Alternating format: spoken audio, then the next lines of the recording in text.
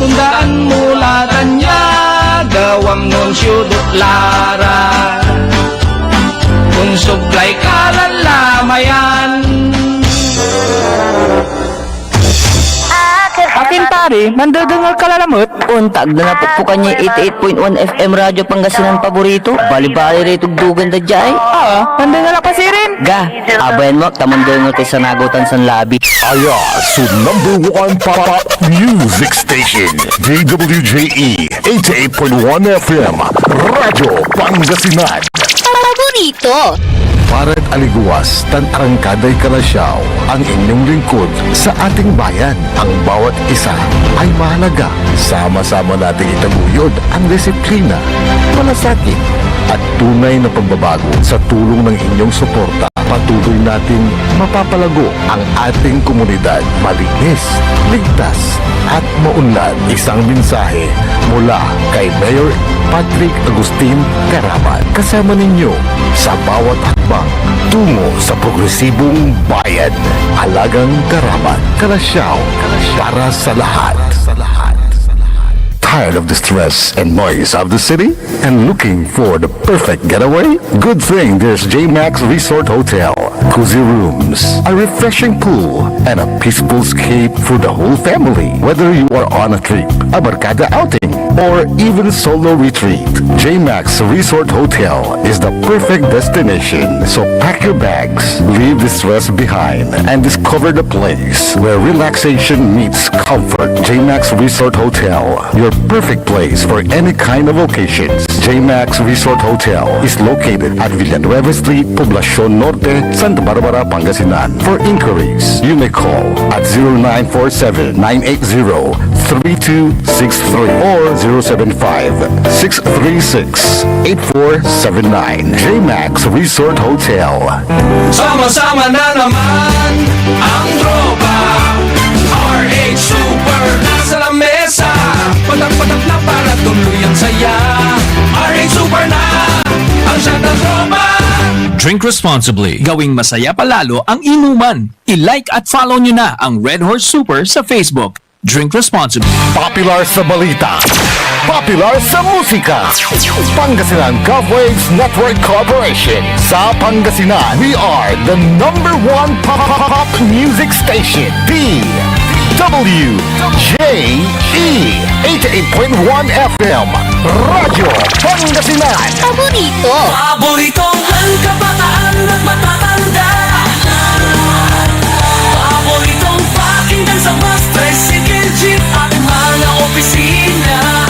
Paborito mo, paborito ko, paborito natin lahat. DWJE 88.1 FM, Radyo Pangasinan. #1 pop music station. Paborito. Ang susunod na programa ay rated GP. GP? Ano yun? Garantisadong pampaborito!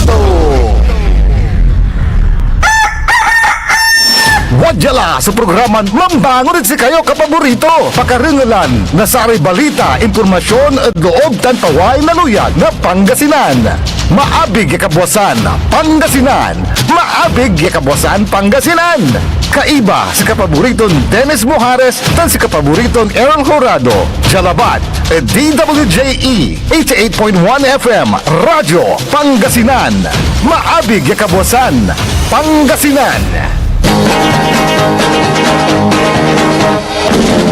Oras alas 6:08 na kabuwasan. Masantos tan maabig ay kabuwasan luyag na Pangasinan.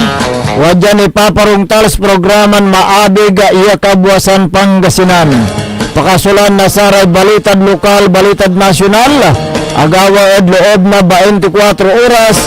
Naringalan jalabat at DWJE 88.1 FM Radyo Pangasinan. Paborito. Nakalupyo at asayan kabuwasan. Magtarion lingkor at magti Pangasinan Dennis Mojares. Kaibamat si kapaborito Errol Horado. Kandiyan technical control si Engineer Nixon Dakal. Agoy natan na Huwebes 23 at bulan na Abril 2026. Yada saray ulo na balita lokal. Radyo Pangasinan Balita. Operator siningkat at duwaran kaso. Radyo Pangasinan Balita. Basurero sinigbat na gito niya makasingig at butot. Radyo Pangasinan Balita. Negosyante atakuan suspect na aristo. Radyo Pangasinan Balita. Paluran luluganan ng babanggahan sa case ang urap. Radyo Pangasinan Balita. Unda pagtayo o dasaray ulo na balita nasyonal. Radyo Pangasinan Almusal Balita. ICC pinibeslig niya sa jurisdiction at kaso ng Duterte. Radyo Pangasinan Almusal Balita. 2.4 billion interkuno na drug lord at pamilya Duterte. Radyo Pangasinan Almusal Balita. BP Sara tan Mr. Tunya awalaan na 6.7 billion piso. Ya transaksyon palapag na amlak. Radyo Pangasinan Almusal Balita. Impanduda at kipapason ng Presidente Marcos in Sigop, Judge Korte Suprema. Radyo Pangasinan Almusal Balita. Oras nila alas 6:10 na kabuwasan tanatan wajaray detalye at saray balita da lokal.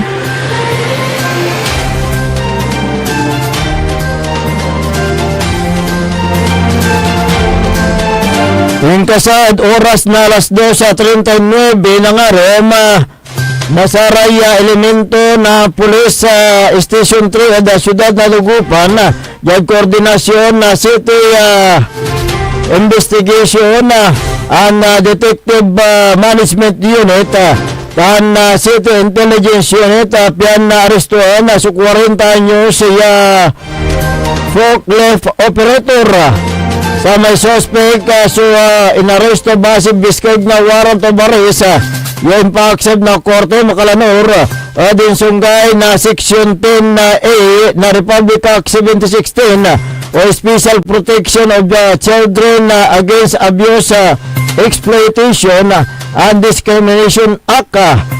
Inganga na korte sa bidlang suspect yaman piyansang kantidad na 80,000 pesos. Pansama yung sunggay na section 5.1 na 9262 o Anti-Violence Against Women Under Children Act of 2004 tan sikatos inganggan na korte yamampiyan sa kantidad na 72,000 piso saya na kurang suginawa na Dagupan City Police piyan Erlen iray unaamo tudloy sa tanya paka-aresto na suspect so inalaan na body worn camera tan alternative recording device sa may suspect sa Nawit Jad Police Station na Dagupan na City for proper disposition. Radyo Pangasinan Balita.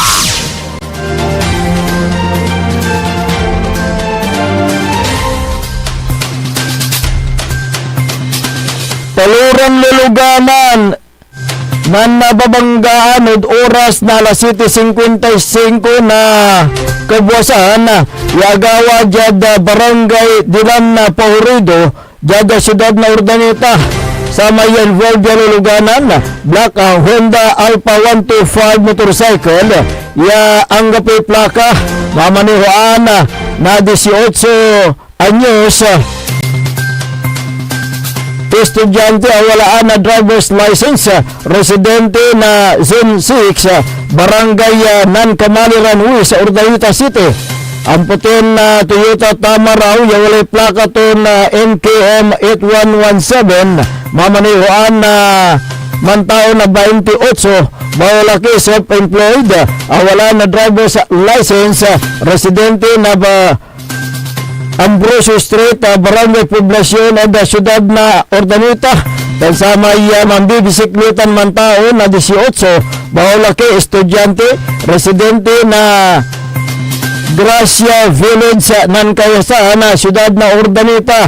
Gaginawa ng investigasyon ng pulis sa Urdaneta sa may black Honda motorcycle tan sa may akabisikleta sumamara pa dyan sa direction na alos control na nakabisikleta sa monobila na bisikleta to niya tan na si Magi sa may motorsiklo na nabigla na si Mabi sa tuyo tamaraw yang tumat na apukpukan na supremo tan tampol yabing manggatan at talapos iray biktima akagamor na sugat yan danderman parte na laman iray biktima tan si karayin batik niya dasang kasinggiran niya patambalan na bangbalit at sama ya kabisiklita so indeklaraan dead on arrival. Radyo Pangasinan Balita.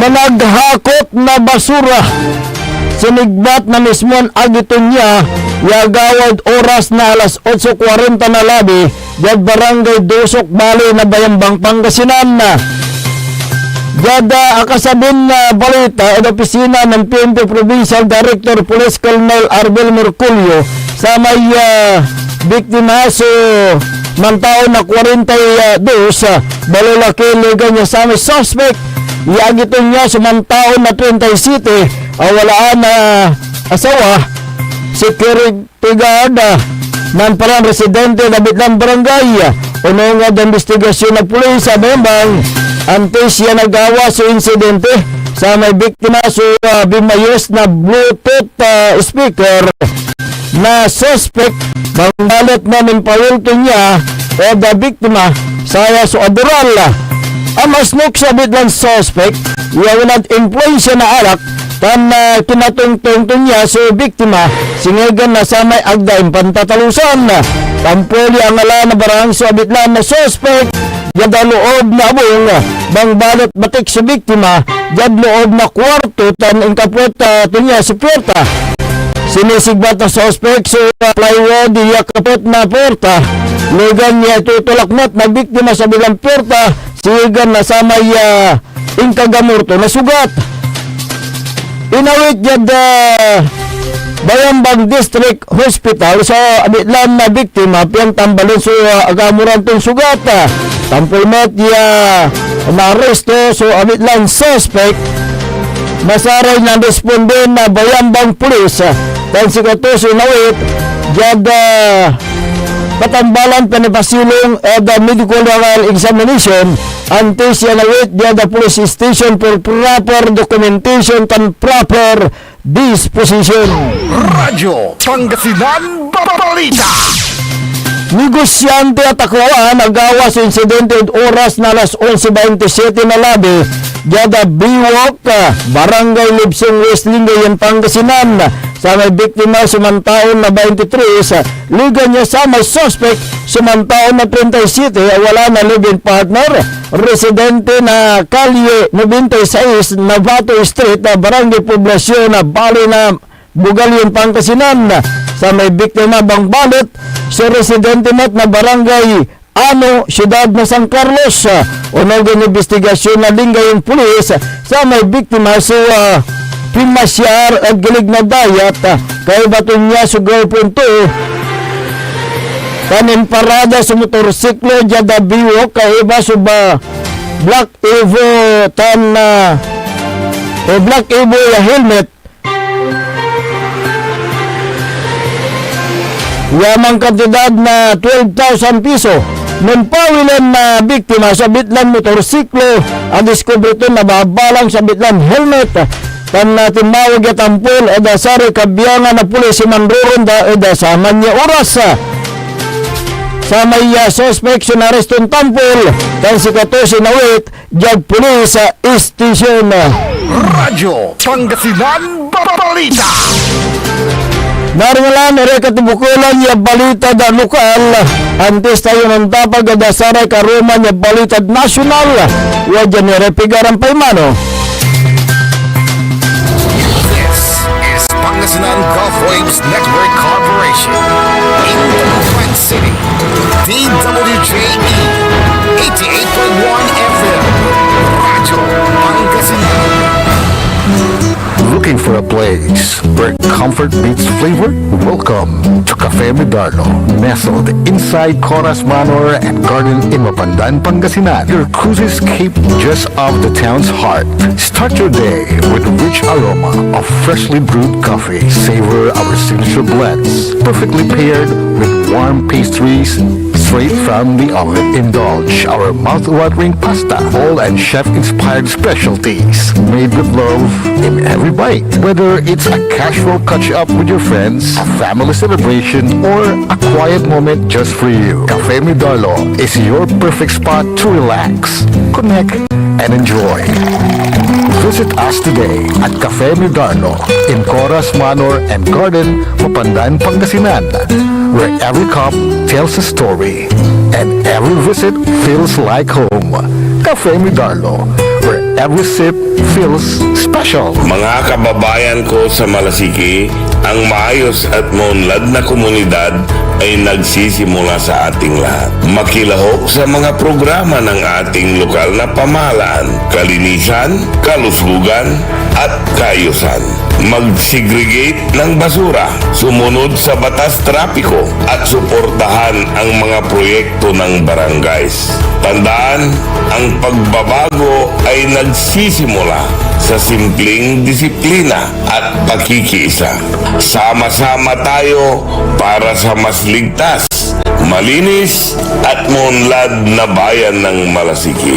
Ang LGU at mamamayan magkaisa para sa kinabukasan. Ako po ang inyong lingkod, Mayor Alfe Soriano ng Bayan ng Malasiki. Hindi ba napapansin ang inyong negosyo, mga kapaborito? Abay, magpa-advertise ka na dito sa DWJE 88.1 FM Radyo Pangasinan. We are located at the 3rd floor of Jamel Building, A.B. Fernandez East, Tacloban City. Or you may contact us at 0968-444-4290 or 0956-168-4908.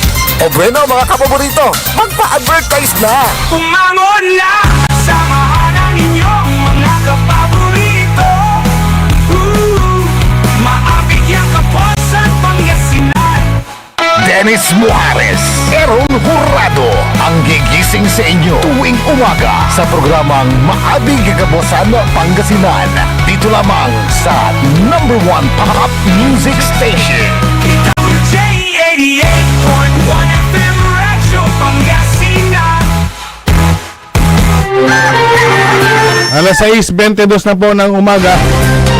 Ako po ang inyong kapaborito, Kuya Errol Hurado, at narito na po ang detalye ng ating mga pambungad.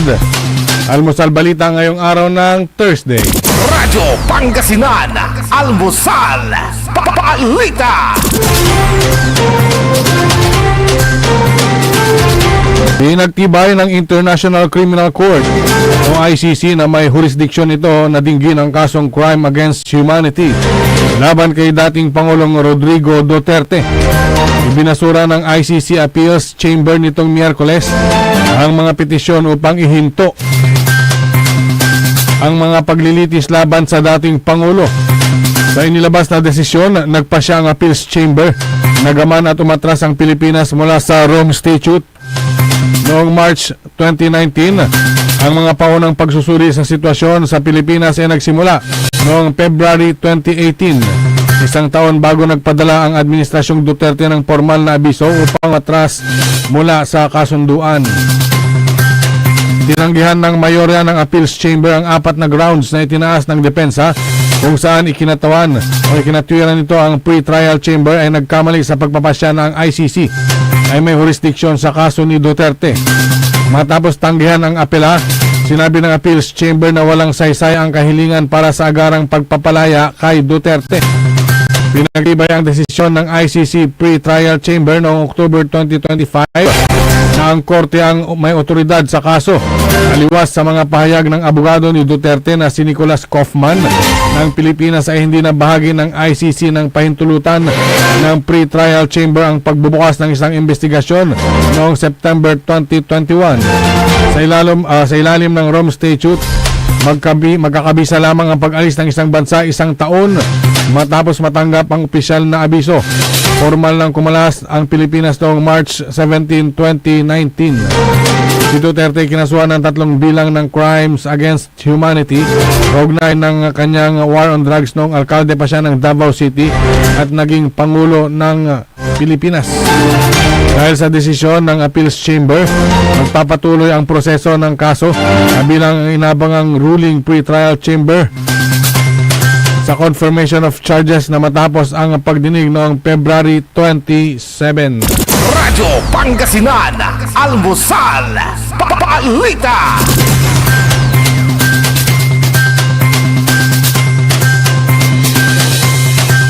Samantala, Radyo Pangasinan, Almusal, Balita. umaabot sa 6.77 billion pesos ang inisyuhan ng red flag o kahina-hinalang transaksyon ng Anti-Money Laundering Council o AMLAC mula sa mga bank accounts ni na Vice President Sara Duterte at Mr. na si Attorney Manasseh Carpio mula 2006 hanggang 2025. Ito ang inilantad ni AMLAC Executive Director Ronel Buenaventura,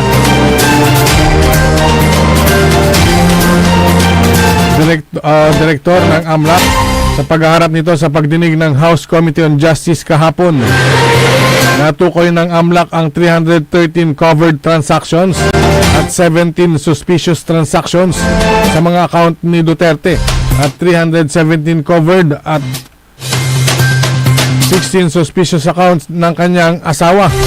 Umaabot sa 6.77 billion pesos ang halaga ng mga na-flag na transaction. 3.77 billion dito ay konektado sa mga account ni Duterte at 2.99 billion kay Carpio. Ayon kay Buenaventura, kabuuang 1.83 billion pesos ang pumasok sa mga account ni Duterte at 2.59 billion pesos kay Carpio na may pinagsamang deposits na 4.43 billion pesos. Maabot naman sa 1.21 billion pesos ang na-withdraw mula sa account ni Duterte at 343.32 million pesos mula kay Carpio.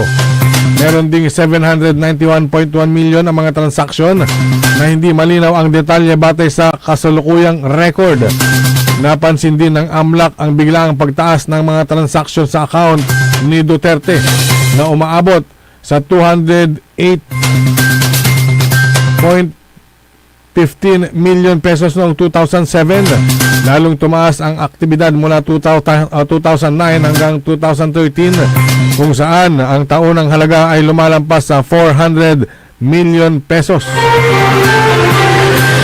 Kabilang sa mga naitalang halaga ang 704.93 million pesos noong 2009, 648.58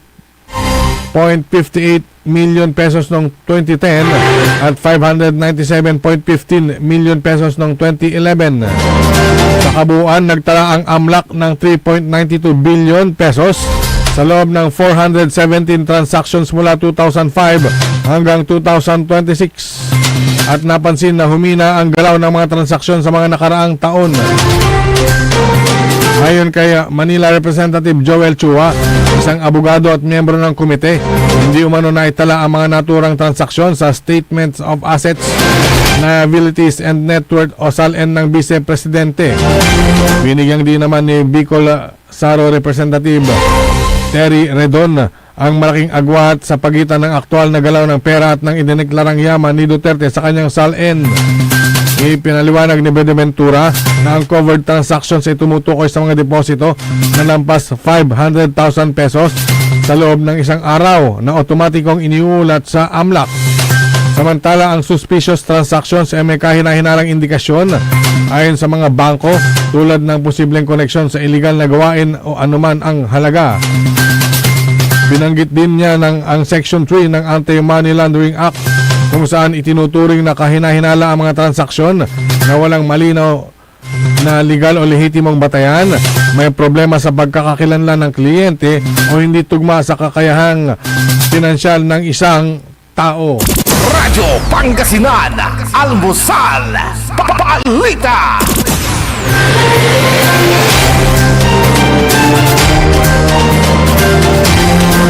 Samantala, Radyo Pangasinan, Almusal, Balita.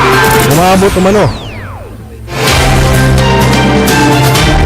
sa 2.4 billion pesos ang halaga, kabilang ang 181 pesos o million pesos na transaksyon sa bangko ng pamilya Duterte ang umunoy napasakamay ng mga galing sa pinaghihinalaang drug lord na si Samuel Sammy Uy.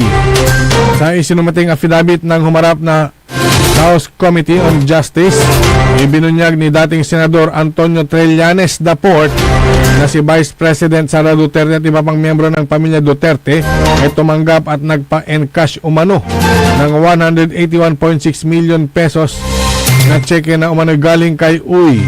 Ayon kay Trillanes, si BP Sara ay tumanggap ng 22.3 million pesos, dating Pangulong Rodrigo Duterte na 15.6 million pesos, Mayor Sebastian Duterte 51.5 million pesos, Congressman Paulo Duterte 38.8 million pesos, habang 53.2 million pesos sa common law wife ni Digong na si Celito Hanilet Avencenia at anak nila si Veronica Kitty Duterte na nasa 53.2 million pesos. Sa kabuuan, ayon kay Trillanes, ay aabot sa 2.4 billion pesos halaga mula sa drug lord na naibigay ni Uy sa mga Duterte. Inihayag ni Trillanes na base sa hawak niyang record, hindi lamang ito pinansyal na transaksyon na kinasasangkutan ni VP Duterte, payouts at encashments na napasakamay ng pamilya Duterte mula kay Uy. Radyo Pangasinan, Almusal, Balita. Radyo Pangasinan, Almusal, Balita. Sa iba pang mga balitang nasyonal, inaasahang ngayong Huwebes, April 23, bibiyahe patungong Czech Republic si Justice Secretary Frederick Vida para sikasuhin ang pagpapabalik sa Pilipinas kay dating Congressman Saldico. Kasama niya sa pagtungo sa Prague si DOJ Chief State Counsel Dennis Chan. Ngayon man, patuloy pa niya ang pakipag-usap sa counterpart ng Czech government at iba pang opisyal para itakda ang pakikipagpulong doon. Una nang sinabi ni Vida ng Czech Republic at ang Pilipinas ay kabilang sa mga lumagda sa United Nations Convention Against Corruption, isang kasunduan sa pagitan ng iba't ibang bansa para sa international na kooperasyon upang labanan ang pandaigdigang korupsyon, habang pinag-aaralan din ang iba pang opsyong legal. Radyo Pangasinan, Almusal, Balita. At sa pinakahuling balitang nasyonal, Radyo Pangasinan, Almusal, Balita. hinimok ni dating House Speaker Pantaleon Alvarez ang Korte Suprema na pilitin si Pangulong Ferdinand Marcos Jr. na sumailalim sa physical at mental examinations kasama ang hair follicle test at ilantad ang tunay na lagay ng kalusugan.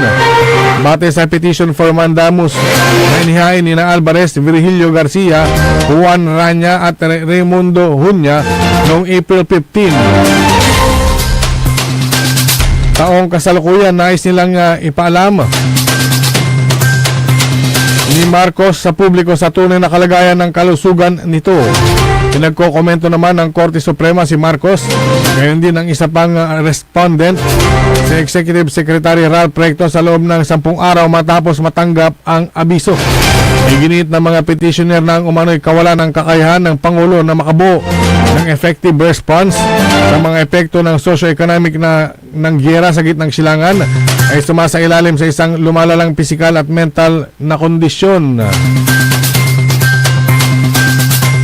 Radyo Pangasinan, Almusal, Balita.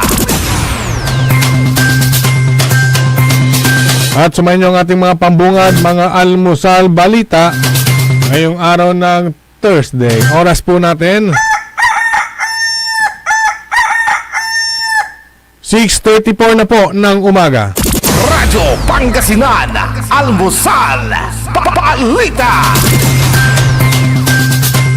Ang puta-putang Iren Balita. Huwag niyo akong subukan. I am sorry. Kung walang kurap, walang mahirap. My God, I hate drugs. Mahiya naman kayo sa inyong kapwa Pilipino. Ang puta-putang Iren Sonata. Son, ang puta-putang Iren Impormasyon. Aya, sa #1 para music station. DWJE 88.1 FM. Radyo Pangasinan. Paborito. Looking for delicious food you can trust for any occasions? Discover the taste of Genlicious Food Service. From everyday meals to grand celebrations, we serve home-cooked goodness with restaurant-quality flavor. Indulge in their best sellers. Perfect for birthdays, anniversaries, meetings, and family gatherings. Let Genlicious Food Service take care of your food so you can enjoy every moment. Prepared with care, made with quality ingredients, and served with love. Every bite is worth it. Order now. Message Genlicious Food Service on their FB page or call 0954-463-5305.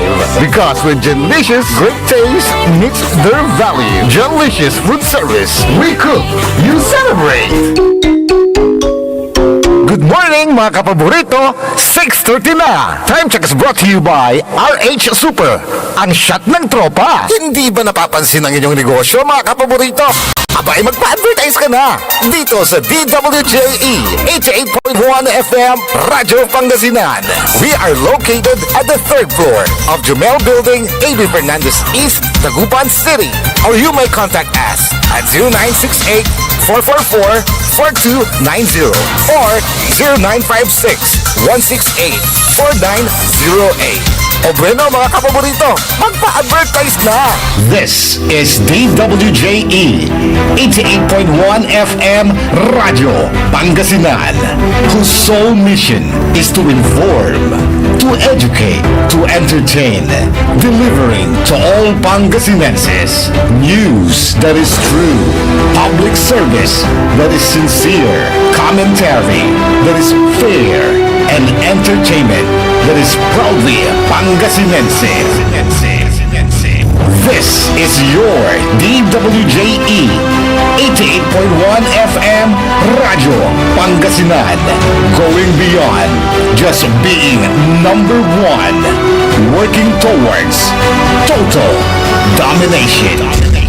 Diyan Pangasinan, walay saksa kaya radio station ya iiyag na Saray Pangasinense. Diyan Aguilar, Paborito. Basista, Binmale, Paborito. Milyon, Labrador, Paborito. Lingayen, Paborito. mga tarap, Paborito. Diyan Orbis Tondo. Paborito. Aya, so 88.1 Radyo Pangasinan, ang inyong official summer station. Ito po ang DWJE 88.1 FM Radyo Pangasinan. Talagang summer ang saya-saya dito sa Pangasinan. Halina na mula Lingayen Beach, saya di mapantayan.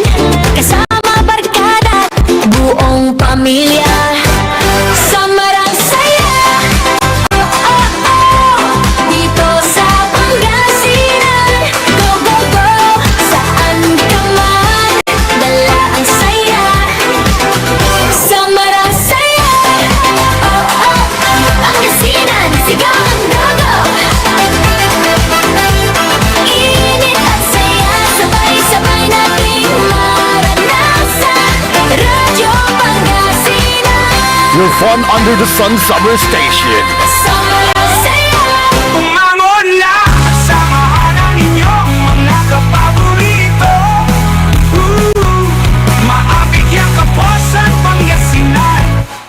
Dennis Muarez, Errol Jurado, ang gigising sa inyo tuwing umaga sa programang Maabig Kagabusan Pangasinan.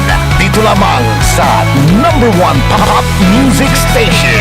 WJ 88.1 FM Radyo Pangasinan. Alas 6:38 ng umaga sa pagpapatuloy ng ating palatuntunan Maabig Kabuasan Pangasinan. Ang inyo pong nakakasama sa umagang ito. Good morning Pangasinan, Maabig Kabuasan. Ako po ang inyong kapaborito, Kuya Errol Jurado. Magtiro Lingkor, ating magtipangasinan Dennis Muarez, at kasama din natin dyan sa may technical control ang nag-iisang pogi sa puso ni Madam Charis, Engineer Nixon Dakal. Araw po ngayon ng Huwebes, 23 sa buwan ng Abril 2026. Samahan nyo kami sa pagtalakay sa mga mainit na issue ngayong umaga. Kung mayroon kayong mga gustong iparating na mga hinaing, mga reklamo, mga suggestion, opinion, mangyari lamang po tumawag o mag-text sa ating hotline 0939-100-9931 o kaya sa Globe number 0927-974-2784. At sa atin pong YouTube at wala ba? Ayan, jogging nga. Oo. YouTube at Facebook, i-search nyo lamang po DWJE 88.1 FM Radyo Pangasinan. Ayan. Kahapon na kapaborito Errol, naglabas ng direktiba ang Supreme Court of the Philippines laban kay kina Presidente Ferdinand Marcos Jr. at Acting Executive Secretary Ralph Recto kaugnay ng isang petisyong humihiling na sumailalim ang Pangulo sa medical examination, kapaborito Errol. Yung petition na yan para kay Pangulo. Pero yung kay Secretary Ralph Recto para sumagot. Kung ano ang kasagutan ng Pangulo. Mabilis nga ang pagkalat ng impormasyon sa social media na naging biktima ang administrasyon ni Pangulong Ferdinand Marcos Jr. sa kanyang kalusugan. Ang sinasabi ng Malacanang, biktima ng fake news ang Pangulong Marcos dahil sa kumalat ang isang dokumento na nagkukunwaring medical na ulat mula sa St. Luke's Medical Center na nagsasabi ang Pangulo ay may seryosong kondisyon, yung severe sigmoid diverticulosis, diverticulitis, ayan, diverticulitis, ayan, Kaya mabilis na kumilos ang Malacanang at ang yung ospital upang pasinungalingan ang naturang dokumento at opisyal na idineklara ng ospital na fake and falsified ang kumakalat na papel at hindi ito nagmula sa pribadong ospital. Di ba kinundina ng Presidential Communication Office ang insidente bilang malisyoso, hindi responsible at paglabag sa karapatan ng Pangulo sa privacy. Di ba nagsalita siya si Attorney Claire? Bagamat kinumpirma ng palasyo noon na may diverticulitis o pamamaga ng bahagi ng malaking bituka ng Pangulo, ito ay nangangailangan ng pagsubaybay sa ospital. Tiniyak naman ng Malacanang na ito ay hindi life threatening, ngunit pinabulaanan ng Malacanang ang kumalat na balitang siya ay malubha o pumanaw na ito. Pawang kasinungalingan daw yun. Kaya ang palasyo ay nag-utos sa National Bureau of Investigation o NBI na hanapin ang mga taong nasa likod ng paggawa at pagpapalaganap ng peking dokumento. Pinakita naman ng Presidential Communication Office ang isang video na maayos ang kalagayan ng Pangulo at nagtatrabaho ilang oras lamang matapos na nag-viral yung peking ulat. Di ba? Ayon sa opisyal na pahayag ng Supreme Court and Bank kahapon, April 22, tama ba? Oo. 22. Inatasan ang dalawang opisyal na mag-submit ng kanilang komento Oo. sa petition para sa writ of mandamus na inihain ni Pantaleon Alvarez at iba pang petitioner. Hiniling ng mga petitioner sa Korte Suprema na sumailalim ng mandatory drug test si Pangulong Ferdinand Marcos Jr. sa pamagitan ng yung hair follicle drug test. Doon yung sabuk, di ba? Hindi lang yan, hinihiling ng mga petitioners na sumailalim sa medical examination ang Pangulo upang patunayan ang kanyang physical at mental fitness na mamuno ng bansa. Kung walang tinatago ang Pangulo, dapat ilabas at ilathala ang resulta ng mga pagsusuring ito sa publiko. Kaya ang Korte Suprema inutusan ng Malacanang na isubmit ni ng Pangulong Ferdinand Marcos Jr. at Executive Secretary ang kanilang paliwanag sa loob lamang ng 10 araw. Gusto natin linawin, hindi pa ito hindi pa inuutos ng Korte Suprema sa Pangulo na magpa-drug test. Ang utos ay magpaliwanag lamang kung dapat ba o hindi dapat ibasura yung petisyon. Ito ay isang legal na remedy kung saan inuutosan ng Korte ang isang opisyal ng gobyerno na gawin ang isang ministerial duty o tungkulin na nakasaad sa batas. Sa kasong ito, ipinaglalaban ng mga petitioner na obligasyon ng Pangulo na ipakita ang kanyang kalusugan para sa interes ng taong bayan. Ayon sa konstitusyon, walang particular na prohibition na nag-aatas sa isang nakaupong presidente na sumailalim sa mandatory drug test. Ang mga ganitong hiling, madalas may kulay politika, bagamat ginigit ng mga petitioner na ito ay usaping transparency. Yun ang sinasabi nila. At syempre, karapatan din ng taong bayan na malaman ang kalagayan siyempre ng namumuno. Diba? Tulad niyan, merong petition, merong gustong malaman ang katayuan ng ating Pangulo sa pamamagitan ng pagpapamedikal at sa hair follicle drug test. Antayin natin ang kasagutan ng Malacanang ukol dito sa naturang kahilingan ng mga petitioner. Yun po ay gagawa ng kailang kasagutan na isusubmiti doon sa Korte Suprema. Yung kasagutan na yan ay dyan malilinawan yung mga haka-haka o kuro-kuro na ang presidente ay incapacitated kasi may sakit. Ngayon, pero nakikita mo naman nung lumabas yung news. Nang-jogging ni, di ba? Nakita mo yun? Yung tumakbo-takbo siya? At saka kahapon, nandito kahapon, ha? Nandito. Sa Manawag. Yung 100 years centennial ng Basilica Minor.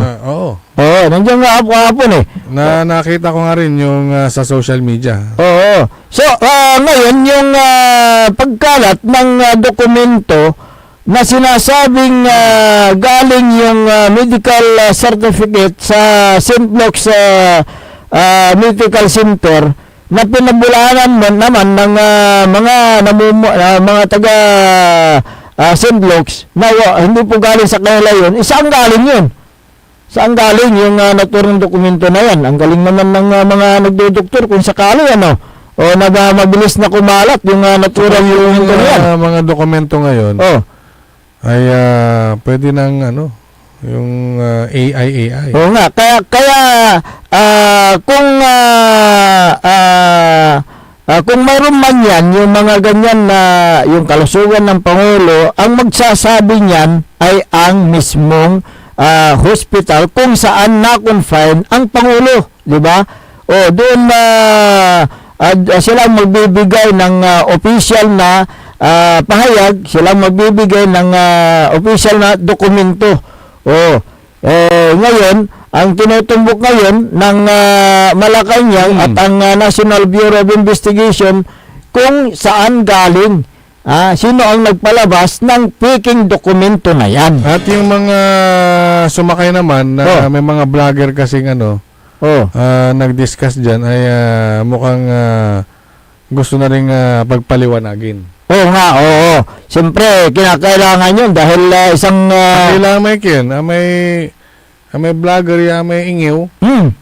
Di ba? Inreklamo dalat NBI man. Oo. May sakay, BI, wala da big tao. Ang ipawaymat na unta na papa-deport dala ingon. Kaya be careful tayo. Hindi natin pwedeng gamitin ang social media sa mga paninira. Kailangan na yung documented din ang ilalabas natin para sa ganon hindi tayo makasuhan, hindi kayo makasuhan ng cybercrime. Mabigat po yan yung kaso na yan. At isa pa, mag-ingat sa pagkomento lalo na sa social media. Oo. Kung mga walang basihan, huwag kayong maglalabas. Manahimik na lang.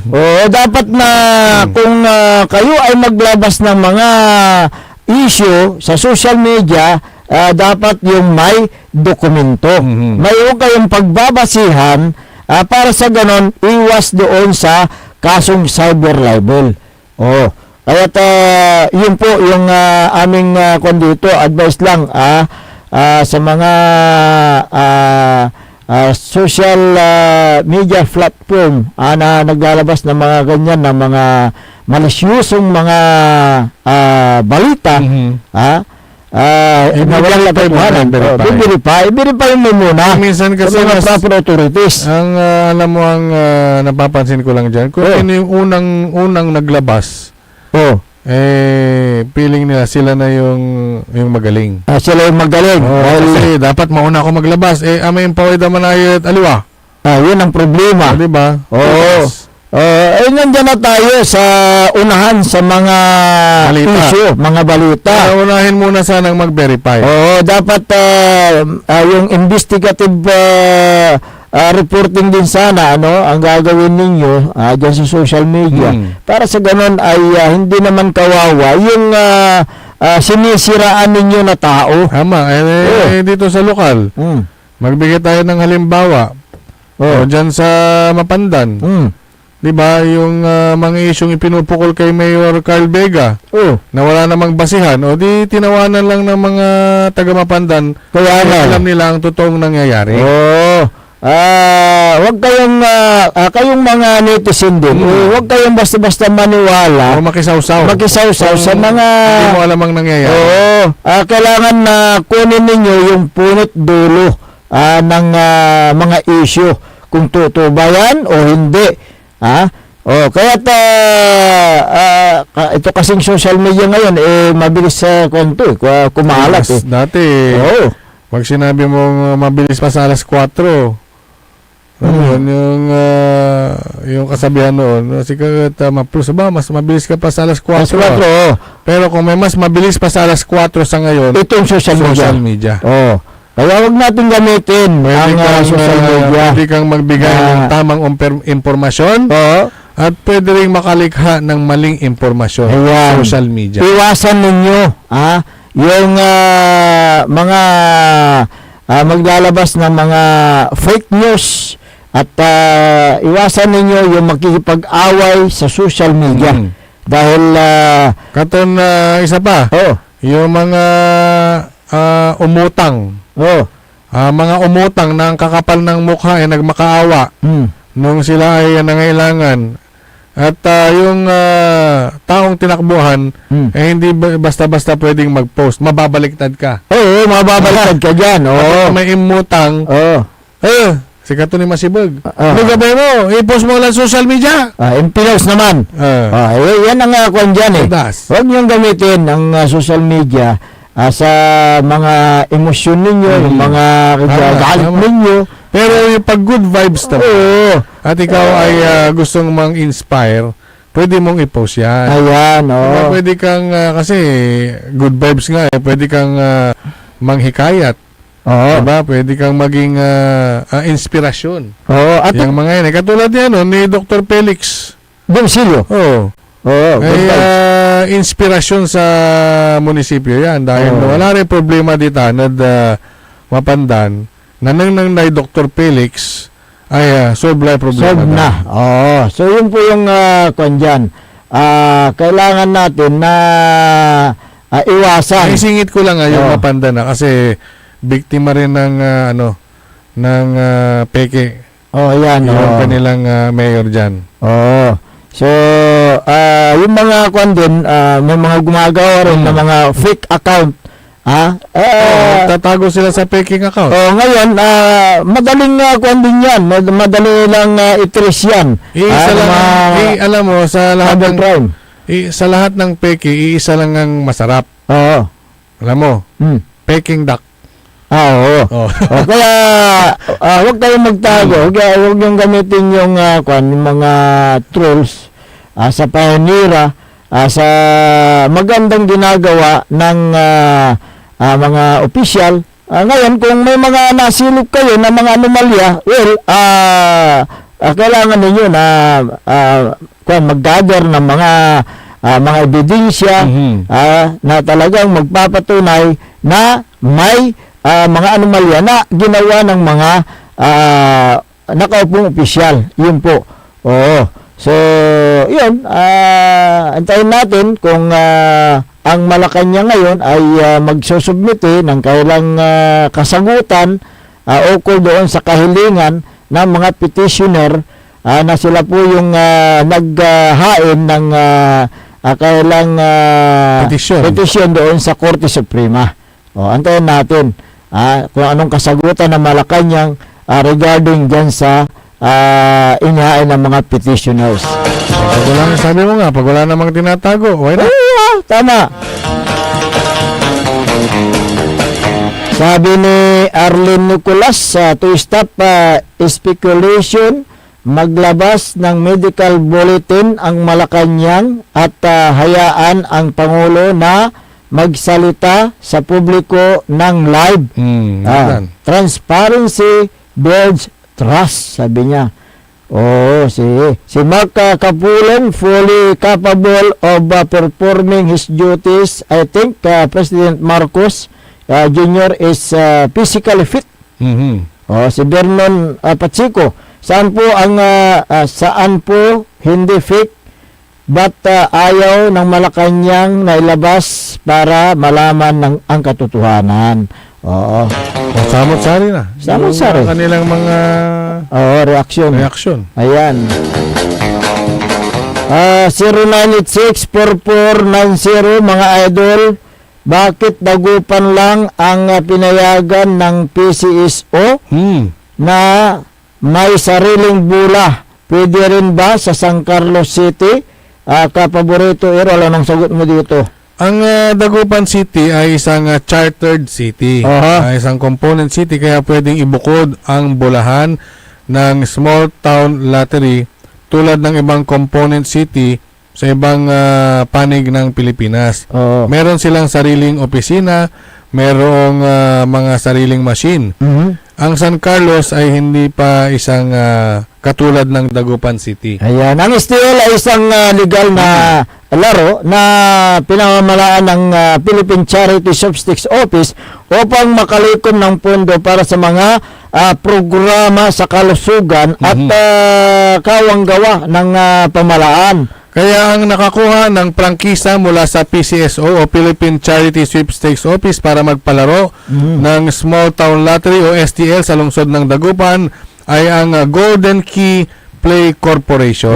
Batay sa 2020 STL Revised Implementing Rules and Regulation, ang kita mula sa STL ay ibinabahagi rin sa mga lokal na pamahalaan upang magamit sa mga proyektong pangkaularan. Pangkalusugan. Maglalabas ng sariling bola ang Golden Key Play Corporation dito sa lungsod ng Dagupan at pwede nyo ring mapanood ng live sa kanilang Facebook page, Aha. Golden Key Play Corporation. Pero ngayon ay patuloy pa rin ang kanilang pag-submit Na ng mga requirements. Ayan. Kinakompleto na po nila at inaabangan natin kung kailan darating yung makina, yung machine ayan, na i-deliver from PCSO dito sa opisina ng Golden Key Play Corporation. Abangan yan. Abangan. Ayan. Sa aming pagbabalik, talakayin natin din ang nangyaring impeachment hearing dyan sa mababang kapulungan ng Kongreso sa pamagitan ng Committee on Justice kahapon kaugnay sa impeachment complaint laban kay Vice President Sara Duterte. Malaman natin yung mga assets and liabilities ng Vice President at ang kanyang asawa. Ilan nga ba? Yan po ay aming tatalakayin makalipas lang po ng ilang paalala. Ang puta-putang Iran Balita. Huwag niyo kong subukan. I am sorry. Kung walang kurap, walang mahirap. My God, I hate drugs. Hiya naman kayo sa inyong kapwa Pilipino. Ang puta-putang Iran Sunata. Tama yung San ang puta-putang Iran Impormasyon. Aya sa #1 pop music station, DWJE 88.1 FM, Radyo Pangasinan. paborito. Paret aliguas, tan arangkaday kalasyaw, ang inyong lingkod sa ating bayan. Ang bawat isa ay mahalaga. Sama-sama nating itaguyod ang disiplina, malasakit, at tunay na pagbabago. Sa tulong ng inyong suporta, patuloy nating mapapalago ang ating komunidad. Malinis, ligtas, at maunlad. Isang mensahe mula kay Mayor Patrick Agustin Caraman. Kasama ninyo sa bawat hakbang tungo sa progresibong bayan. Halagang Caraman, Kalasyaw, para sa lahat.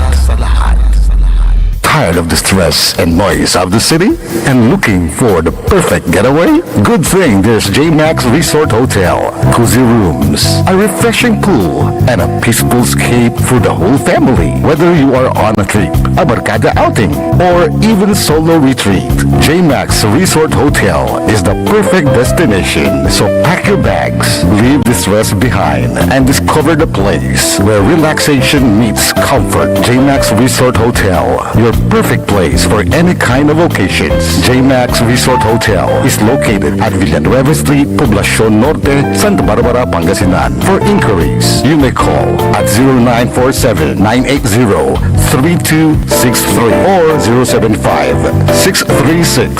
075-636-8479. JMax Resort Hotel. Mga kababayan ko sa Malasiki, ang maayos at maunlad na komunidad ay nagsisimula sa ating lahat. Makilahok sa mga programa ng ating lokal na pamahalaan, kalinisan, kalusugan, at kaayusan. Mag-segregate ng basura, sumunod sa batas trapiko, at suportahan ang mga proyekto ng barangays. Tandaan, ang pagbabago ay nagsisimula sa simpleng disiplina at pakikiisa. Sama-sama tayo para sa mas ligtas, malinis at maunlad na bayan ng Malasiki. Ang LGU at mamamayan magkaisa para sa kinabukasan.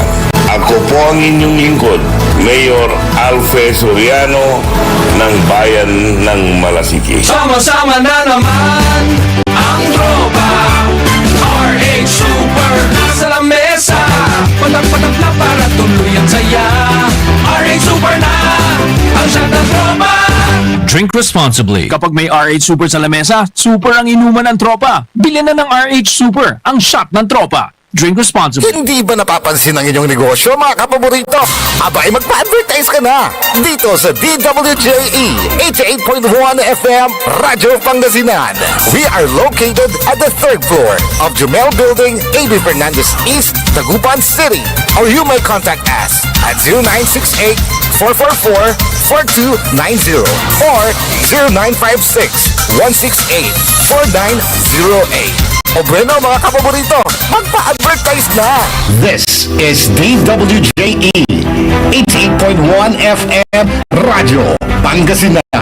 Whose sole mission is to inform, to educate, to entertain, delivering to all Pangasinenses news that is true, public service that is sincere, commentary that is fair, and entertainment that is proudly Pangasinense. This is your DWJE 88.1 FM Radyo Pangasinan. Going beyond just being number one. Working towards total domination. Jad Dagupan, walay saksakay ang radio station ya iyayag nasaray Dagupenyo. Jad Bunuan Binlo, Paborito. Bunuan Buking, Paborito. Bunuan Gese, Paborito. Ay, Paborito. Karae, Paborito. Tanjad Karanglaan. Paborito. Aya, so 88.1 Radyo Pangasinan. Popular sa balita. Popular sa musika. Pangasinan GovWaves Network Corporation. Sa Pangasinan, we are the number one pop music station. DWJE 88.1 FM Radyo Pangasinan. Paborito. Paboritong ang kabataan at matatanda. Paboritong pakinggan sa bus, tricycle, jeep at mga opisina.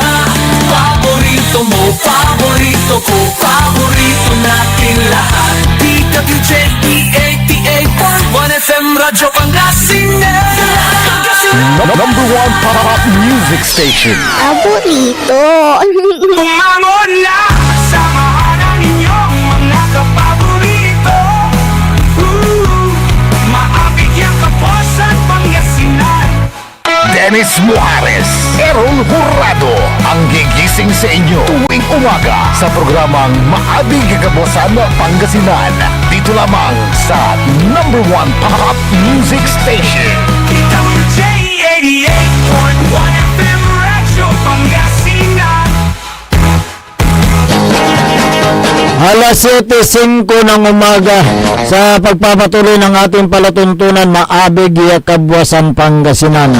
Ang inyo pong nakakasama sa umagang ito, Ako pa rin po ang inyong kapaborito, Kuya Errol Hurado. Magtiro Lingkor at Magti Pangasinan, Dennis Muhares, at kasama din natin dyan sa may technical control ang nag-iisang pogi sa puso ni Madam Charis, Engineer Nixon Dakal. Sa aking gawing kanan, nandyan si Station Manager Joey Baby, maagang humigop ng mainit na gatas. Tanda ni, manamiss na. Kasi yung mga kuwan ngayon, yung mga sanggol, kuwan maagang umiiyak at naghahanap ng gatas.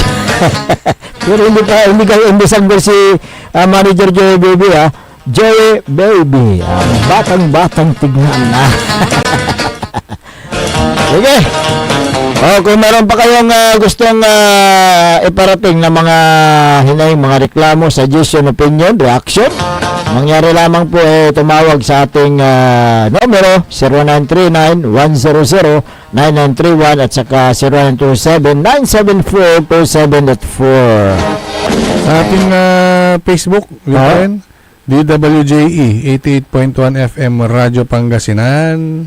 Search nyo lamang po yan. Ayan, Well, good morning nga pala kay Elmer Arsoriano. Morning mga idol, sabi niya. Gayun din si Maribek Rivera Balason.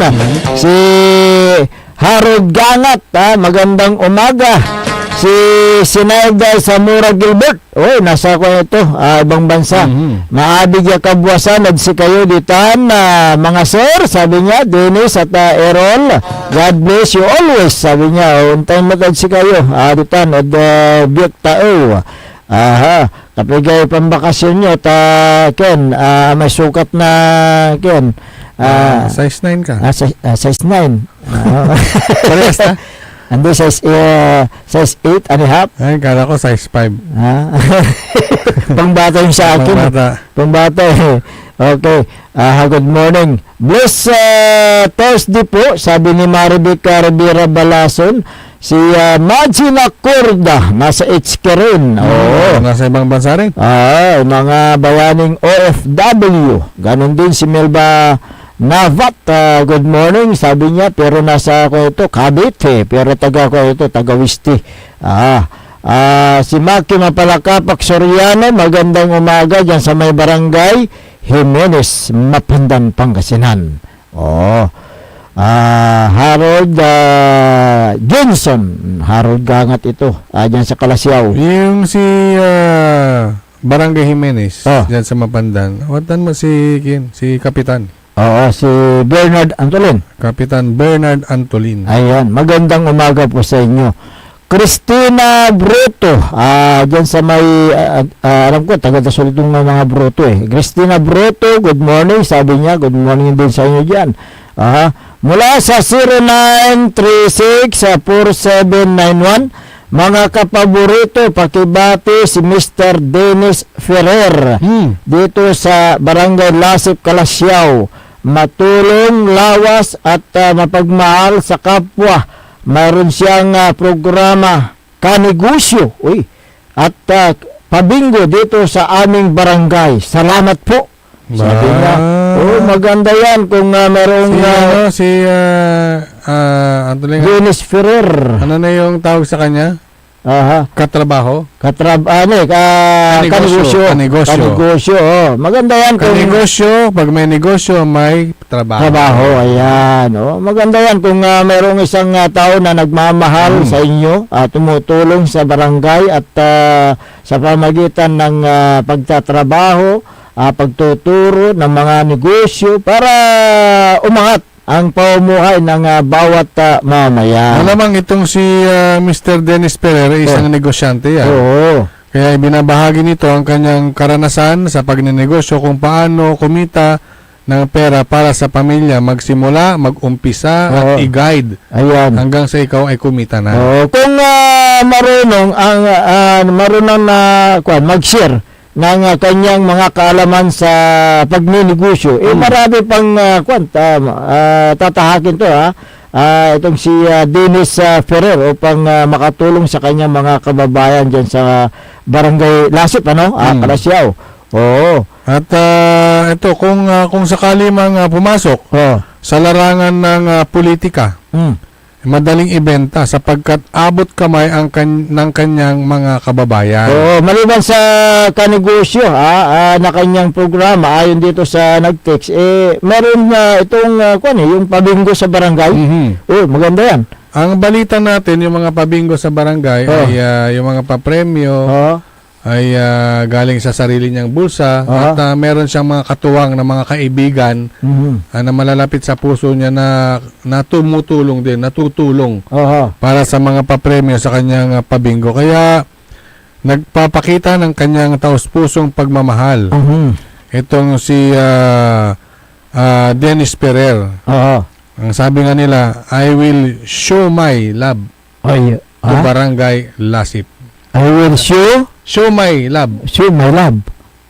Ipakita yung pagmamahal. Ipakita. Ayan, Ipadama. At syempre, may kanegosyo programa to, Wadtan. Ibad sa may show my love. Show my love. At sa rin taga Barangay Lasip, Ditan Ed, Kalasyaw. Napakaganda naman yung mga ganyan na yung nakakatabang puso. Show my love. Kung may mga ganyan na tumutulong at yung nag-guide sa mga tao para sa kailang kabuhayan, di ba? I think itong si Dennis Ferrer kabuloy mo muna yun. Oo nga isang negosyante siguro ito, kaya sinishare niya kung paano umangat ang buhay ng isang tao. Diba? Napakaganda naman yan. So, kanyan, pagbutihin mo yan. Yung nag-text, alamin pa natin kung ano pa yung background nitong si Dennis Ferrer ng taga Barangay Lasip dyan sa may Kalasyaw. Baka sana makapanayan natin ito para malaman natin yung kanyang programa na kanegosyo yan ba ay Kasi siyempre yung mga maliliit na negosyante, yung mga gustong mag-umpisa Oo. na magnegosyo, kumuha tayo ng advice. sa kanya. Kung ito, paalam na natin kay manager. Oo. Na minsan isang segment natin dito Kanegosyo. sa pagninegosyo. Ayan, maganda yan. Balang araw, imbitahan natin dito sa ating palatuntunan itong si Dennis Ferrer ba? Para ma-share niya, hindi lang dyan sa Barangay Lasip, kundi buong Kalasyaw o buong Pangasinan. Hindi lang buong Pangasinan, buong Pilipinas. Oo, kung sakasakaling ma-invite natin at makapanayam natin itong si Dennis Ferrer.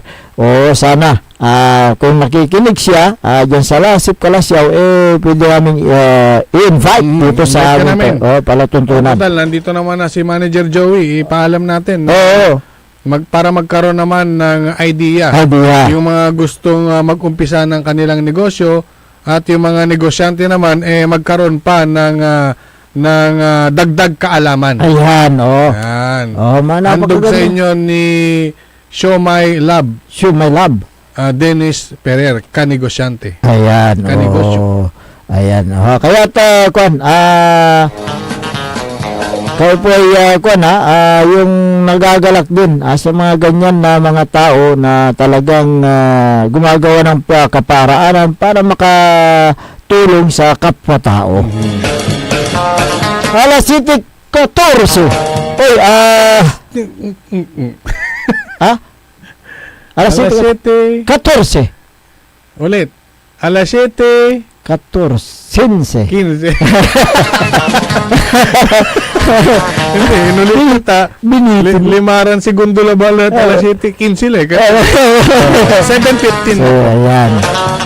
Okay. Good morning sa lahat ng mga nanonood sa kanilang mga gadget sa Facebook Live dito sa ating palatuntunan. Kahapon siguro maraming nakatutok sa hearing yan sa Kamara kaugnay sa impeachment trial nitong si Vice President Sara Duterte dahil lumalabas kapaborito na umaabot sa 6.77 billion ang yung inisyuhan ng red flag yung ano tawag ito, yung kaninalang transaksyon ng Anti-Money Laundering Council mula sa mga bank accounts ni na Vice President Sara Duterte at ang kanyang asawang si Attorney Manasseh Carpio mula 2006 hanggang 2025. Yan nga ay inilantad nga ni AMLAC Executive Director Ronel Buenaventura sa pagharap dito sa pagdinig ng House Committee on Justice kahapon. May mga kaninalang transaksyon na natuklasan sa system database o kaya yung records ng Anti-Money Laundering Council kung saan galing ang napakalaking pira na hindi nadeklara na yaman ng mag-asawa. Di ba?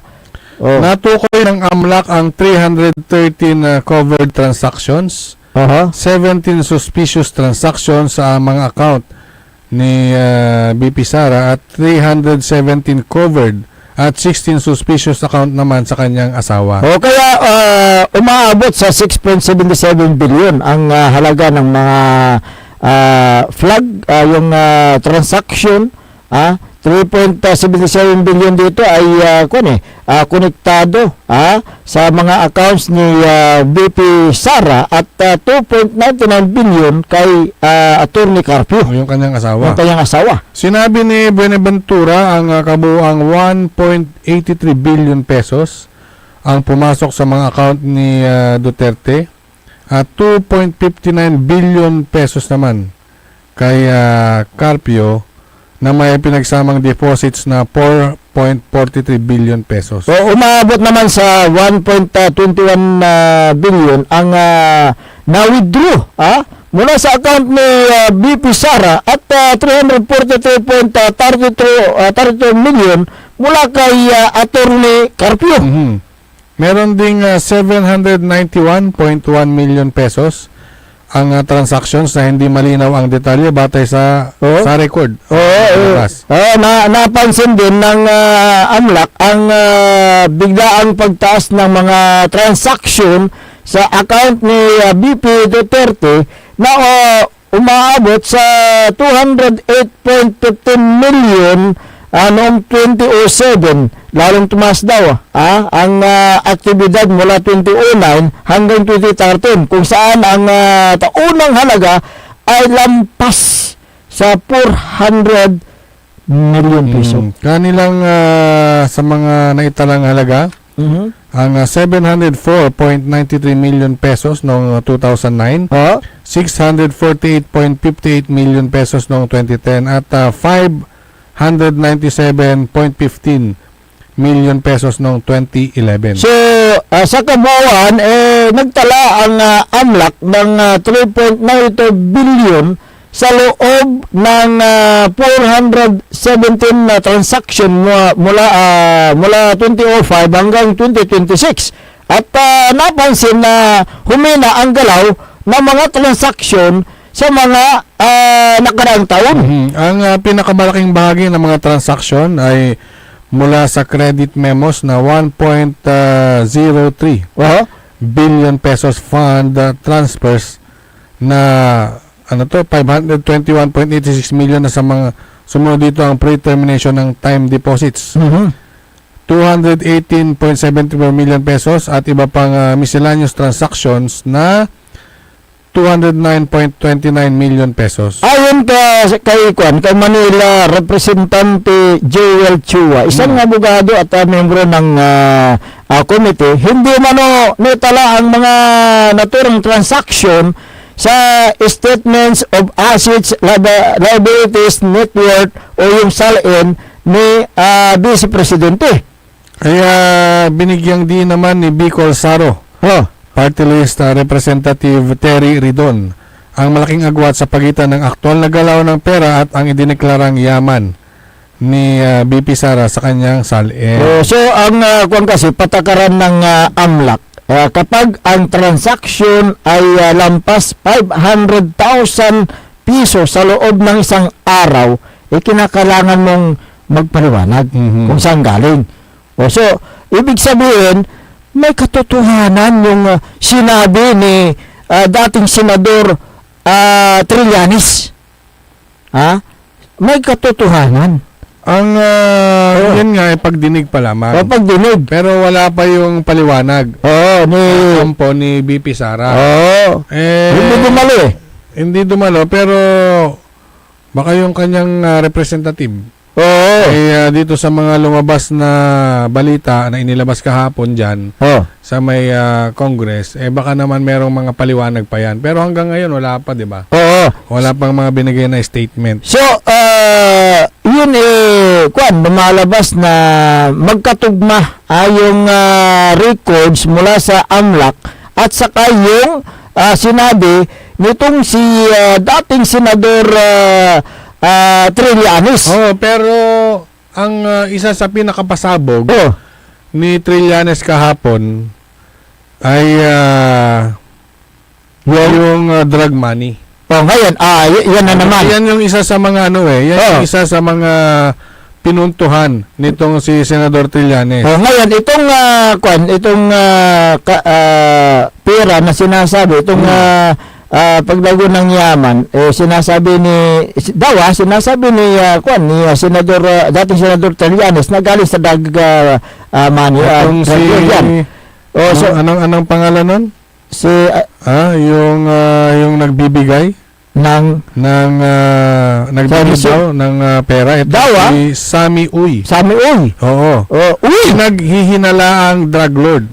Ngayon, anong prueba dyan? May paper trail ba? Yun ang may sinumiting affidavit. Itong si Trillanes. Ayon kay Trillanes na nagpapatunay na may mga umaabot sa 2.4 billion pesos. Nagaling kay Uy. Ito ay kanyang inihayag base sa hawak niyang record. So may hawak So may hawak na record. Hawak naman daw record. Oo. Hindi lamang pinansyal na transaksyon. Oo. Pati daw yung mga payout at mga encashments na napasa kamay ng pamilya Duterte mula kay Uy. Oh. Alam mo kasi itong batas na Anti-Money Laundering Council o yung AMLAC, ginawa ito para sa ganon ay ma-monitor yung mga pumapasok na transaksyon ng mga opisyal, hindi lang opisyal, pati mga individual, kung saan galing yung kanilang pinapasok yung pumapasok na pera. Oh. Yung mga pumasok na pera, ito inisa-isa niya nga eh. Kaya nga eh. Si BP Sara daw, tumanggap ng 22.3 million pesos. Mula kay? Wala kayo si Uy. Uy? Oo. Si Pangulong Digong. Dating Pangulong Digong. Dating Pangulo, 15.6. Galing kay? Uy? Si Mayor Sebastian Duterte, 51.5 million daw. Etong si Congressman Paulo Duterte, 38.8 million. Yung kanyang, yung common wife. Common law wife. Ni dating presidente na si Hanilet at si Kitty Duterte, pati yung anak. Yung dalaga na anak niya. Tumagal din. 53.2 million. Grabe, no? So galing kay Uy. Ito ang sabi, itong statement ni Senator Trillanes. Si Sammy Uy ay isang kilalang political contributor ni Rodrigo Duterte. Kanto. Kilalang kasama o kasosyo ni Michael Yang. Kasosyo ni Michael Yang. Si Michael Yang ang dating economic advisor ni dating Pangulong Duterte. Siya ang iniuugnay sa mga kontrobersyal na Parmali. Yung Parmali. So nagkatugma-tugma na. At Pogo. Correct. Magkakasosyo. Yung Parmali, alam mo yung mga yung Parmali noon. Yung mga gamo kanyan At bilyong-bilyong halaga ng mga illegal na droga na nakumpiska sa isang bodega sa Pogo. Pound sa Pampanga. So lumalabas na. Ang nagsabi dyan ay ang dating senador na si Trillanes. Pero ito ay dapat i-verify. Alam mo kasi itong si hindi lang porkit may mga hawak siyang dokumento, nagpapatunay, pero dapat i-verify. Kasi side niya pa lang yung naririnig. Correct. At alam mo kasi itong si dating senador Trillanes, dati ring men in uniform to eh. Pero matagal lang kaaway ni ito. Ni Duterte. So, nag-gather siya ng mga information at nag-gather siya ng mga ebidensya. Ngayon, ibabalidate lahat ng mga ebidensya kung may katotohanan. Kung gaano siya ka-credible. Correct. Diba? Ngayon, abangan natin ang mga susunod pang investigasyon. Good morning sa mga masugid nating taga-subaybay, si National Nibran Pulra, Maricris Imabara, si Elsa Villalobos sa Chavez, Jessica Bulataw, George Bunaw, si Helen Ibasan Lavarias, Bebilo Uto, nasa kundi Amerika ito, si Lisa Sim, Dado Pidlawa ng Kalasyaw. Dado ka. Napasagot mo na ba? Dado ka rin. Ayan, Rebecca Himinyo Tamayo. Ayan, si Merlita Adulia, Elmer si Selvia Romero, Mar Pascua. Ito na. Yung binanggit nating pabingo. Diyan sa may barangay Lasip. Ito na. May bingo na, may raffle pa para kay nanay. Yung mga nanay. Dedicated sa mga nanay pala. Sa bawat tahanan. Mga ilaw ng tahanan. Diyan po sa may Curacha Basketball Court. Curacha Basketball Court sa May 9. May 9. Magmula, umpisa po yan alas 7 ng gabi. Mga alas 6, dapat nandun na kayo. Siyempre, baka maubusan kayo ng pwesto. Magkapwestuhan na. Paano ba sumali? Sino ang pwedeng sumali? Ito na. Lahat ng nanay, ina, mami, lola, tita, na lehitimong residente ng Barangay Lasip, dyan sa Kalasyaw. Abangan lamang po yung pagbisita ng grupo nitong si Kanegosyo. Abangan, sila ay magbibigay house to house ng libreng cards kada nanay. Itago nyo lamang daw po ang inyong mga bingo cards dahil sa araw ng pabingo ay mananalo po kayo ng mga papremyo. Ayan, okay. Oo, may cash prizes po actually. At may mga bigas na ipapamigay. At hanapin nyo lamang po ang Facebook. Ito na. May nag-forward sa atin na taga-barangay Lasip. Sa hatid sa inyo ng Estudyante Negosyante TV. Ay, meron pala ito. Meron. Estudyante Negosyante TV. Sa Facebook ni Dennis Kanegosyo Perer. Ayun. Yan po, yung nabanggit natin kanina. Thank you sa mga information. Panangaro ng Dennis Perer. Show My Love. Ayan. Agsayay Saray Nanay. Agsayay pabingo to. Okay. Exercise muna tayo. Let's go. Tukma. Ayan.